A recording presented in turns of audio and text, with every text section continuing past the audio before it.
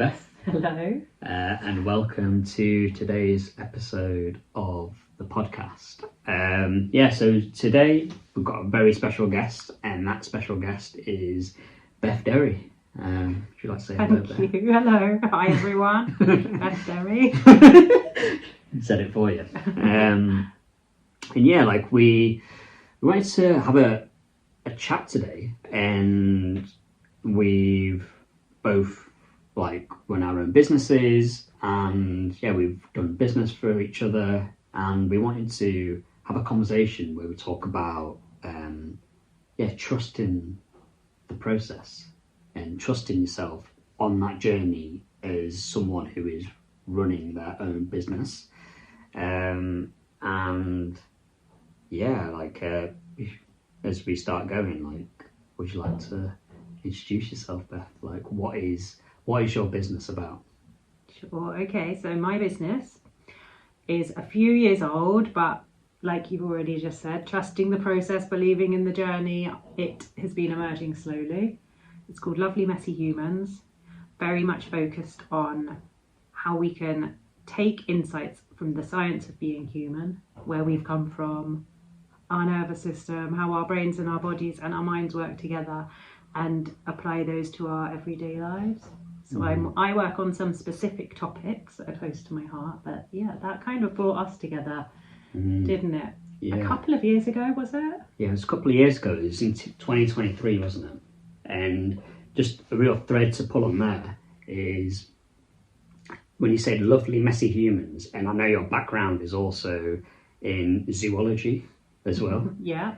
Kind of that whole primal thing that we're all animals. And do you want to say a bit more about that? I mean, at the core of what I do, we are all in essence the same. We're the same species. We work the same on a biological level, and we have our unique experience and our unique story, and of course our personalities. But underneath it all, we're actually all the same. And I love that, because sometimes it can feel like it's very much about us.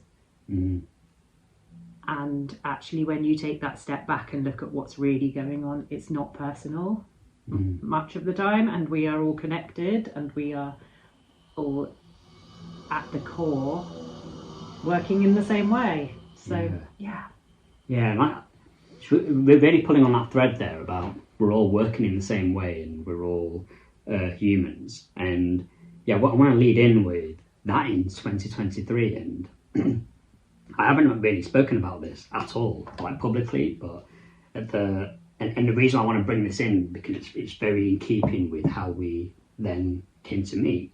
But at the start of 2023, I had been working. I actually helped to get a startup off the ground, and they were a pension startup. And I joined them at the very beginning, and I worked with the company as the founding product designer alongside the founder and the CTO, and helped to build the team up, and got to a point where I led the design team to actually create their first product, get it approved by the financial regulators, and it was amazing. And by that point, a new design would come in, and they'd also became part of the team, so I brought them in and nourished them into the team, and another product manager had come in, so I kind of brought them in and really got this engine running for this business. And they're now 3 years old, and I played a really integral role in helping them to get started. And then as that happened, at that point it felt like we'd entered a new phase, and it was the start of January, actually the end of January, sorry, and I got the call to say that they're making me redundant. And that really sort of hurt me deeply, because I'd been there at the very beginning and helped to birth this business and put my heart and soul into it. And at the time as well, like outside of there, like my mother was really ill, and she was coming through cancer treatment, and that was happening alongside helping to get this business off the ground. And to kind of get that hit there of losing my job at that point, as well as kind of see my mum through cancer, it was just heartbreaking. And it broke me, you know, like, but I didn't let it break me. And it kind of really, there was now a timeline between that February to when we met in May, because like just being like giving so much to a corporation or a business, and then being plucked out because of the finances or the money side, it just made me realise, like, why am I giving so much to a business? Like, what's really important? And it really became a moment to really come back to myself and be like, who is 𝗪𝗍? Like, who is that guy? And a real link to what you said there about, like, we're all the same. Are you glad that happened now, when you look back?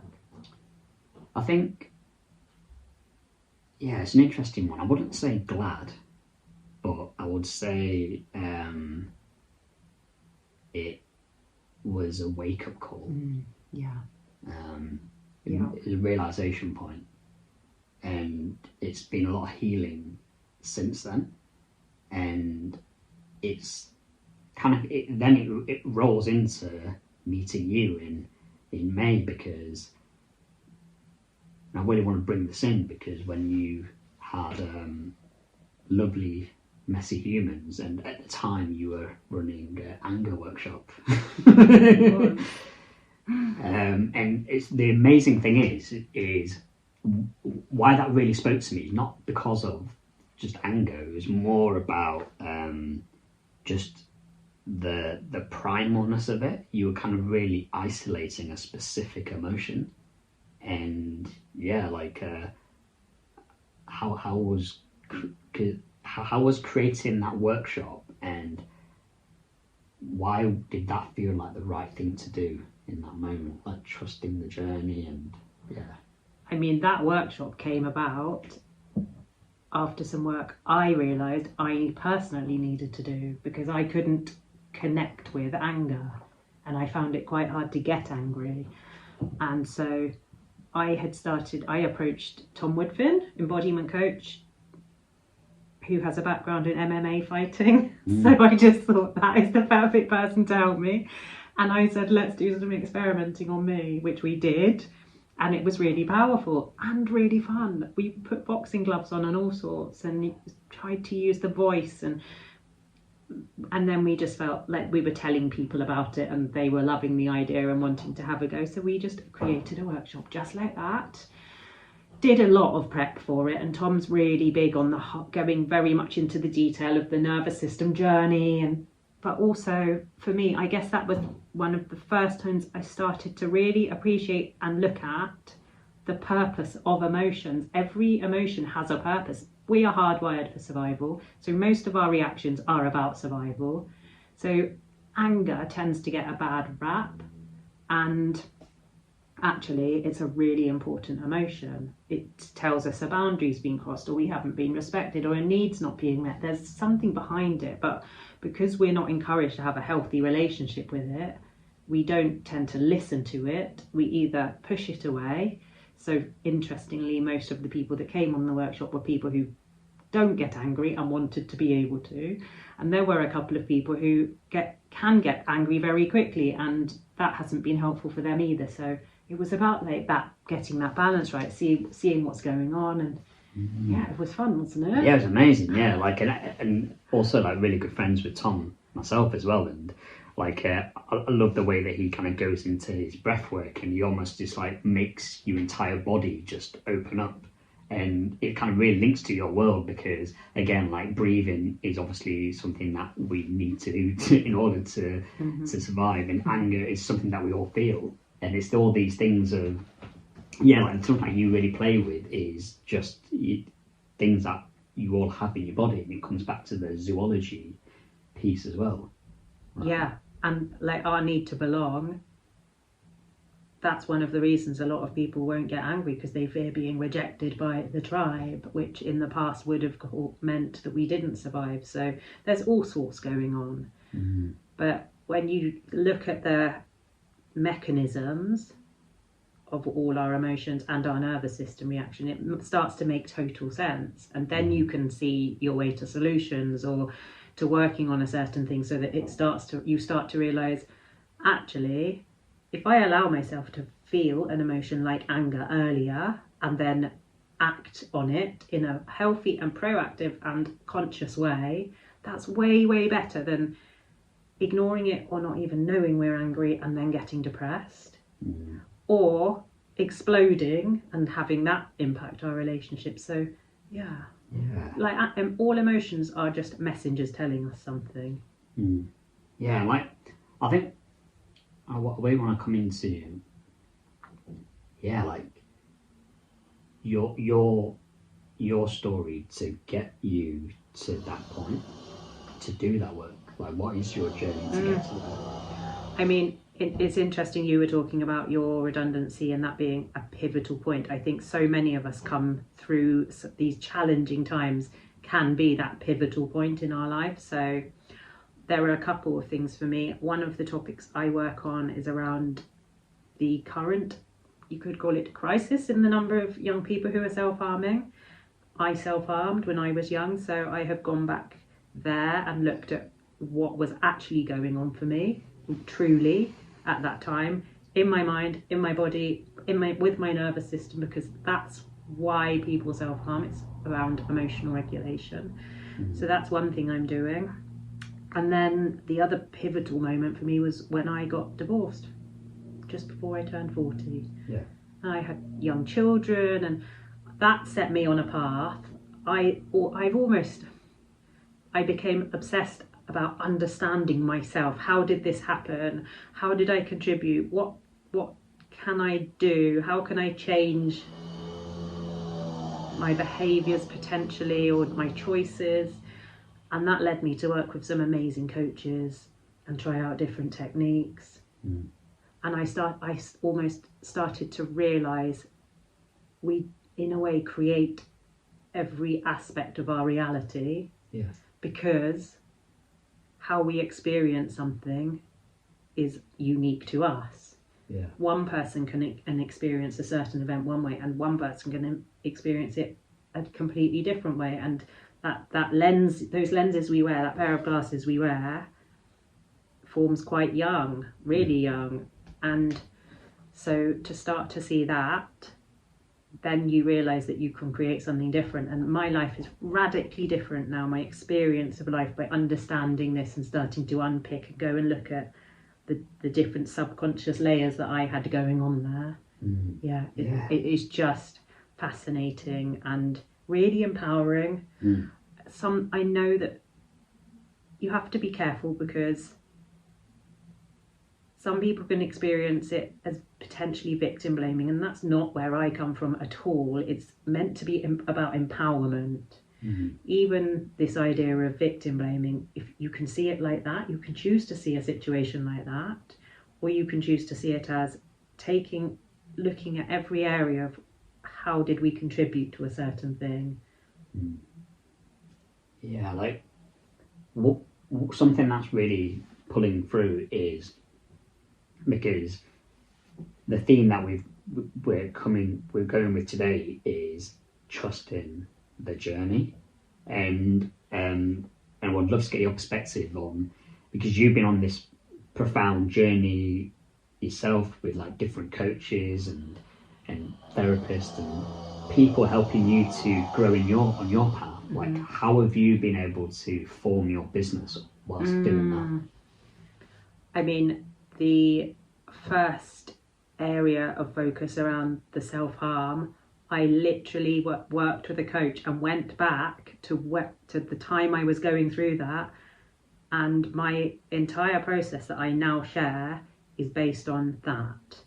So it's kind of unique, and that actually to begin with was really scary, because there's people with many years of study and qualifications, and I'm almost telling them something a bit different, and I was really scared about how people would react to that. But it's been all good. Therapists love it, even GPs are becoming interested. So that I needed to go slow on that.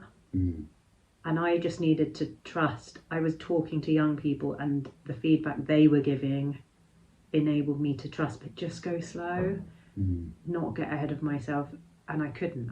I would have been not comfortable doing it. So there was that. And then as I have experienced different things, I worked with a technique called havening technique. So I'd done 7 years of therapy. I know how therapy works and what that can achieve. And then I discovered this technique called havening, which for me changed things massively in just a couple of sessions that therapy hadn't touched. So I did the training on that. And so I'm a certified havening techniques practitioner, which is how we met, wasn't it? Yeah. Not how we met, but how we then next worked together. Yeah, and like to come into that as well, like because like I did a havening session last May. Actually, so it was actually a year on since the anger workshop, and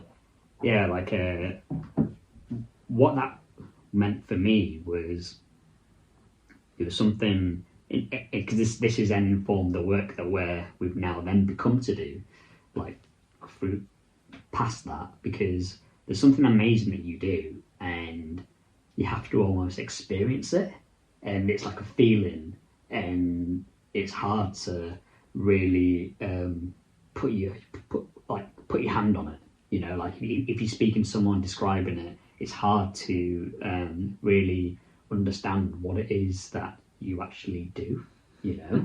and this is another reason why I wanted to bring you on the podcast today, because I think the work that you do is so like game changing, and it's had a profound impact on me. Like, for example, and I'll share here as well, like with the havening technique, like I was here and you took me back to a point in my life where at the time I was reflecting on a previous partner, and went into the journey of how we broke up, and we basically went back into that moment and we relived it.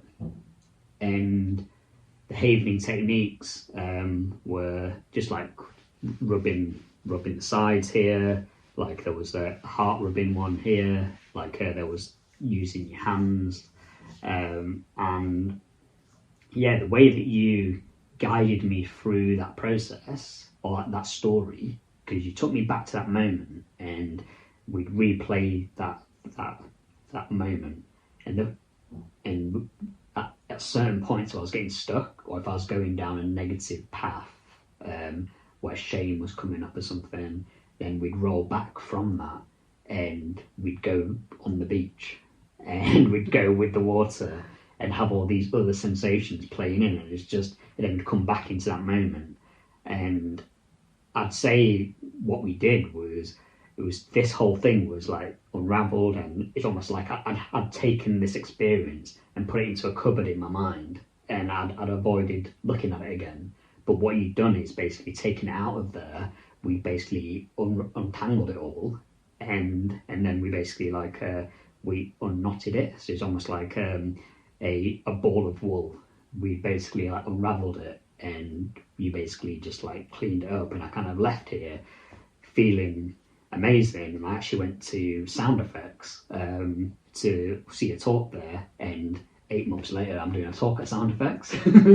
So it's just it actually had a profound impact on me. I didn't realise it in the moment, but it's then it kind of just it made me have a new sense of belief in myself, you know, to be actually, you know what, I am actually a cool guy, you know, and like and not kind of like, and not being ashamed about saying that, and being like, yeah, like so I think, yeah, that's like a hint of it. But it's like that's why I really like the work that you do, because you're going into people, but in order to like communicate that to someone, which is the work that I now do, is helping people to communicate what they do, because like with someone like yourself, is like what you do is so needed and people need to experience it, but in order for them to actually experience it, they have to experience it. Yeah, because it's quite easy to disbelieve, isn't it? Yeah. To if someone says to you, oh, that thing that you've carried around your entire life that you know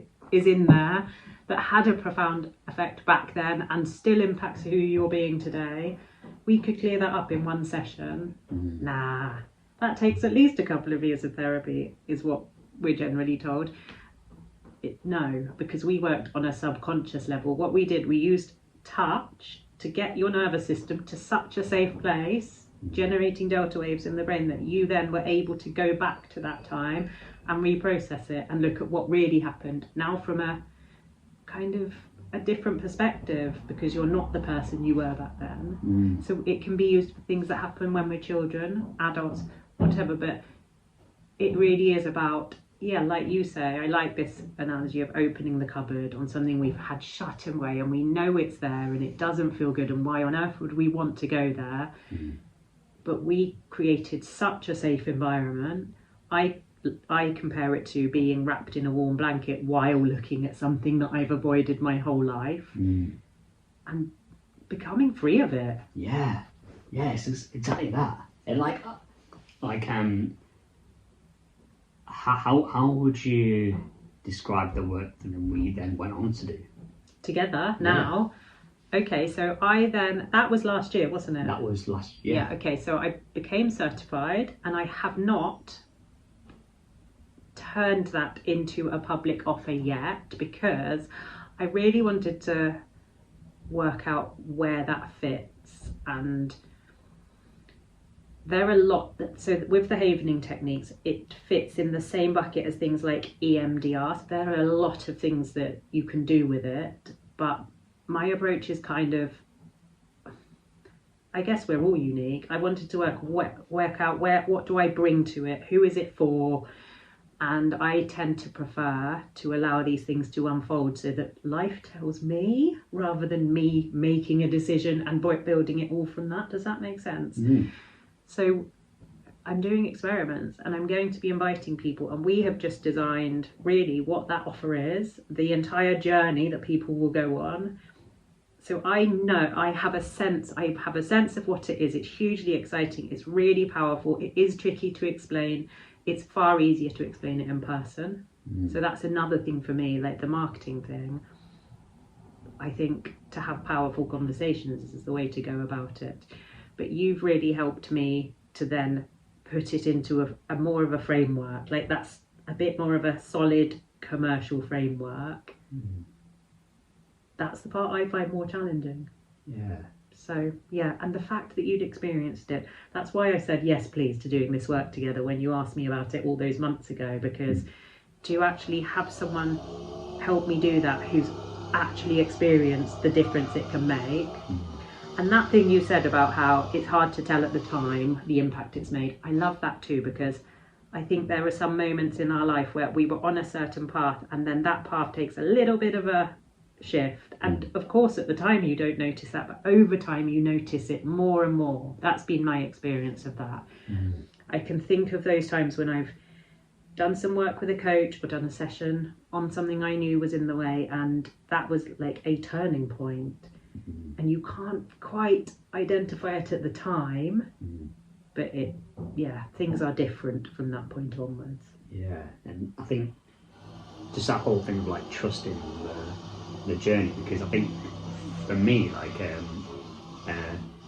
from being made redundant to working with you, like that's been an entire journey from there to now, and it's comes back to that, like it's like aligned alongside that. It's like in order for you to have done the work we did together, like in 2023 to what we've just done as well. There's you've had to really trust that, right? And how have you like yeah, like if you had to share like one piece of advice or guidance to someone listening to this who's earlier on in their journey, what would you say to them to be like? Oh.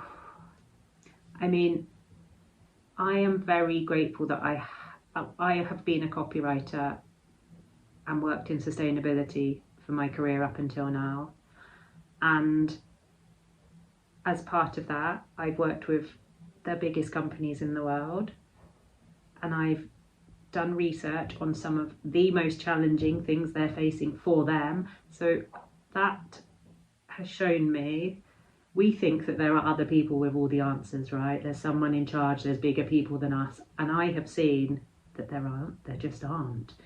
Everyone is us making things up in a different job or a different place. That has given me kind of permission to believe in what I'm doing that I don't think I would have had without seeing that. So with my work around self-harm, I now feel quite comfortable saying that I want to change how the world understands and talks about self-harm. That sounds massive, right? But because I worked with the biggest companies in the world, it doesn't feel massive because I've seen what that world is like. Yeah. And it's no different. Yeah. So that's been really valuable to me, and now as well, having done so much work myself, that I don't have the same fears as I used to and the same reactions as I used to. Clear that stuff out the way, and then intuition is so powerful, and I trust my intuition so much now because I know that I'm not coming from a place of fear or lack or needing to control things. I'm just following that, just that path. And so when I'm then at my son's football match like last weekend, and I just happen to mention what I'm doing to a GP, and they say, I would love to see this because I think I need it. I'm like, whoa, it feels big, but it also just proves it, doesn't it? Yeah. And I could so easily have not gone down that route and just decided, who am I to do that work? It's that confidence that you've kind of grown, right? Confidence, and also like deeply listening to other people. Yeah. So getting rid of any ego. I do not try and pretend that I'm the expert. I'm so honest about how all this has come about, and it makes it more powerful. Because there's thousands of people that can say, oh, I sat in a lecture theatre and did a degree in psychology. There's not thousands of people who can say, I've been on this journey and I'm talking to the people who are on it now, and this is my interpretation. I think I really like that because it's like you're talking from just the way that you've lived your life, right? And it's like you're helping people to just live as they're meant to live. Yeah. And the things I saw people give themselves when I was doing behaviouring techniques training, wow, that was just amazing. And I didn't plan that, and some of them were even friends who would never consider going to see a therapist or anything, and they came and did the most amazing work in this room. And it blew my mind a little bit, and I didn't plan any of that, but I was open to it. I wasn't like trying to control things, and I actually at that point had just felt like I want life to decide where work goes. It feels amazing, to be honest, when you can get to that point. Yeah, because and that's the dream of this, like someone being able to listen to this and actually then get a feeling for what it is that you do, because I kind of want more people. Like a dream for me would be for more people to be able to experience what you did for me, and I think like putting lens on that and sharing you and being able to show people what it's actually like, hopefully that's kind of helped to raise the awareness of what you do. Well, I mean, when we get to launching the work we've been doing. Yeah.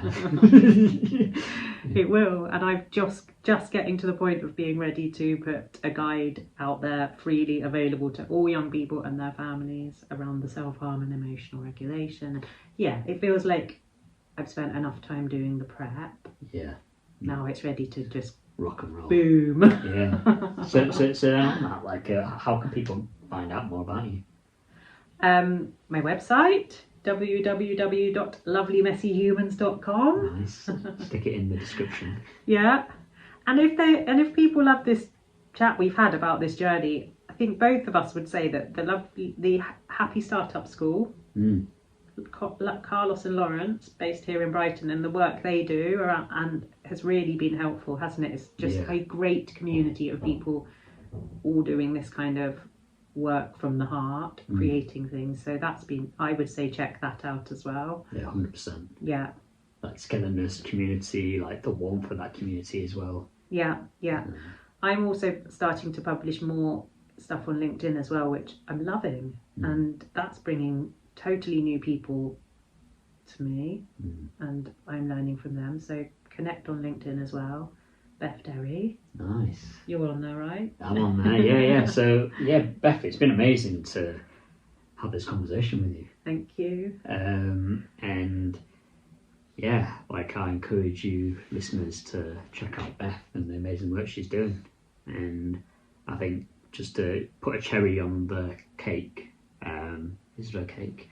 Is, yeah, just allow yourself to just post and share about your journey and just trust like what you're doing, like because it takes time for it to come into the world, but like, I guess we're both proof of that is the more you put yourself out there in just incremental steps, the more it comes back to you.